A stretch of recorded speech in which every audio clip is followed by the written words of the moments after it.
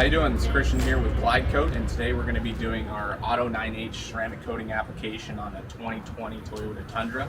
So we're going to go through the application steps from start to finish, and we're going to be doing a iron out treatment to start on this Tundra to get any particles, iron particles off the surface, get the paint freshened up.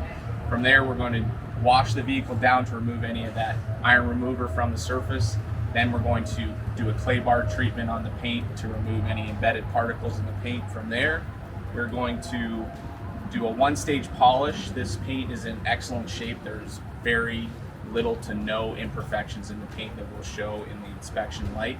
And the gloss of the paint is in the 87 to 90 range, so we've got a very good gloss. So all we're doing is just removing minor imperfections, enhancing a little bit extra gloss there. And then from there, we're going to clean the paint with our surface wipe to remove any of the polish residue, and then apply 2 coats of our Auto 9H ceramic coating.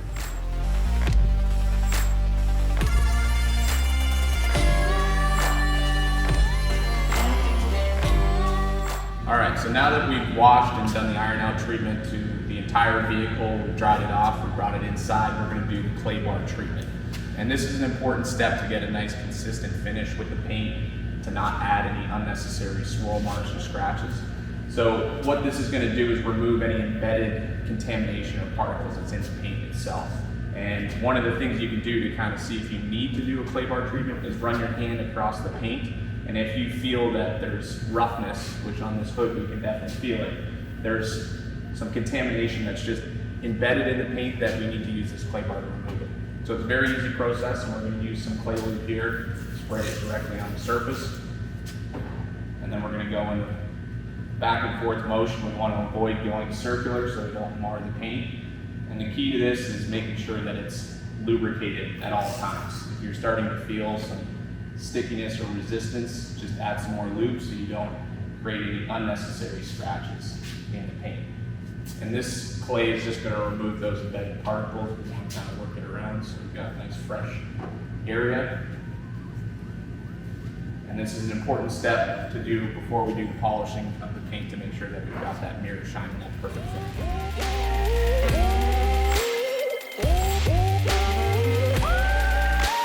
Alright, so now that we've done the clay bar, the paint's nice and smooth, we've removed all that embedded contamination. We're now going to do the paint correction part where we're going to be doing the buffing. What I've got here is our medium cutting foam pad, our marine pad, and I'm going to use the nano compound, which is our medium compound. This compound's got a little bit of abrasion to it, and what we're using this for is to remove the light swirl marks and scratches and some of the watermarks that are still remaining on the surface, mainly on the hood. So we're actually going to do a 2-step process with that. What I like to do is put about 4 globs of compound directly onto my pad. I just blot it onto the surface where I'm going to be buffing. I like to start at speed 1,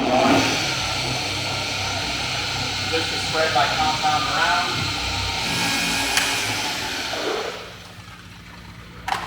So what I'm doing there is I'm, like I said, starting the buffer at a 1, spreading my compound across the surface to my section. I want to do about a 3-foot by 3-foot section. I'll slowly increase the speed as I go, moving the buffer nice and slow, allowing the pad to stay flat on the surface and let it move around and do its work. If you push too hard, the pad will stop rotating fully around, and you're not going to get a consistent finish and consistent cut across the entire section.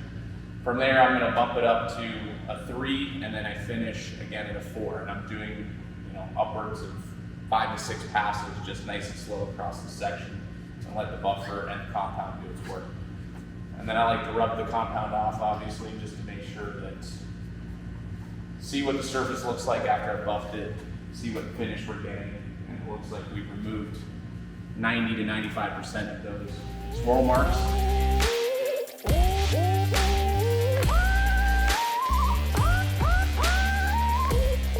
Alright, so we finished doing our compound stage to get the heavier scratches and swirl marks out of the surface. Now we're going to switch the pad up to our yellow foam polishing pad, and we're going to use the nano polish. The nano polish has little to no abrasion to it, so it's mainly just to smooth out the surface, get any last remaining imperfections, and increase the shine before we apply the ceramic coating. So again, I'm doing the same thing. I'm putting 4 dots on the pad, blotch it on the surface, and following the same speeds. I'm going to start at 1, work to 2, end up at about 3 or 4.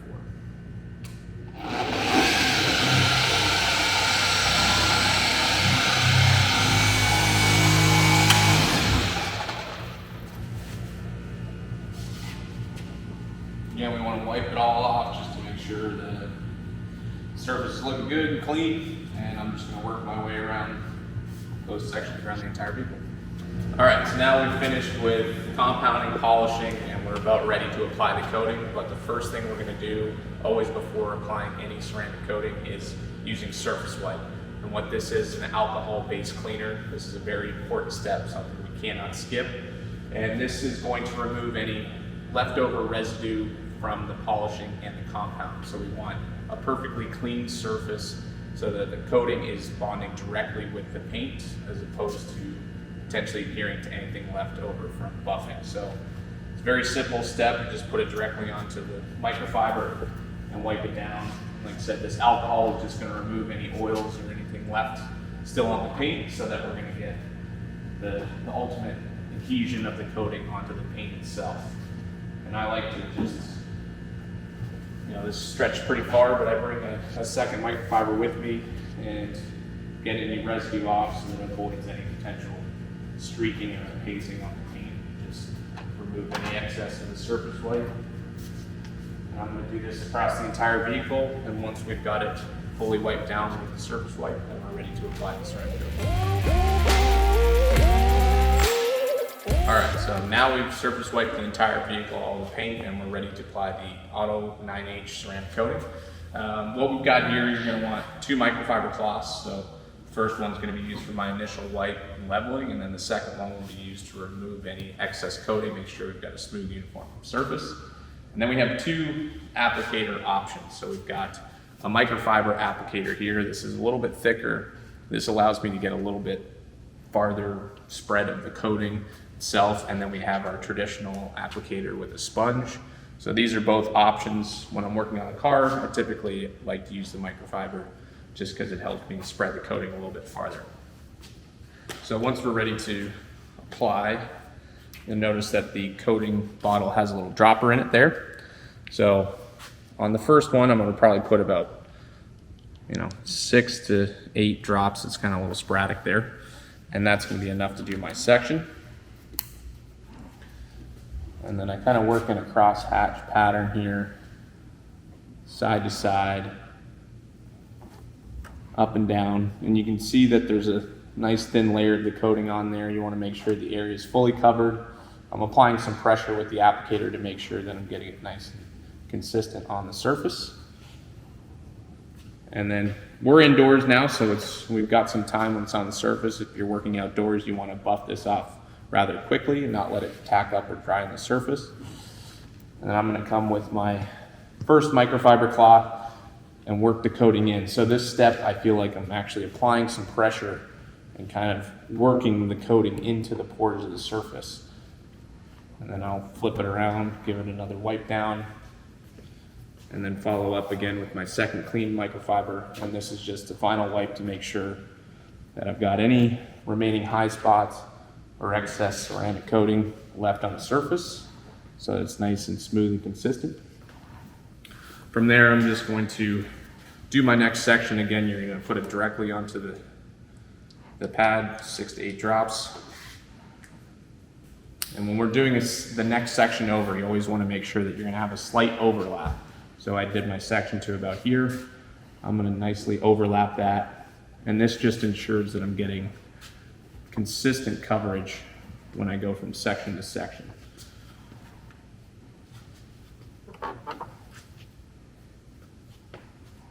And the nice part with this coating is we don't have to let it sit on the surface for any period of time. It doesn't have to sit and flash for 5-10 minutes like other products out there. You can put it on and immediately buff it in, and you can tell there's very little resistance.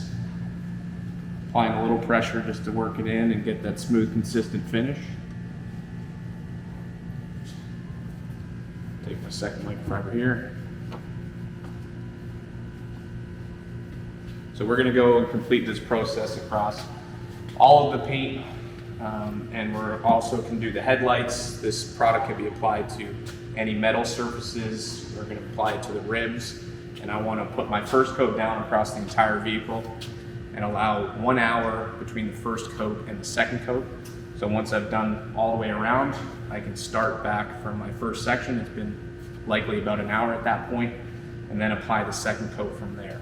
The benefit with, why we want to put the 2 coats down is the first coat's going to act as that primer, fill in those deep pores of the paint, and the second coat's going to make sure that everything's sealed in and add the extra layer of protection, give us the shine and the durability. And allowing that 1 hour of it curing is allowing that first coat to start to set up and harden a little bit, and you'll notice the second application, the second coat, will go on much smoother and much faster.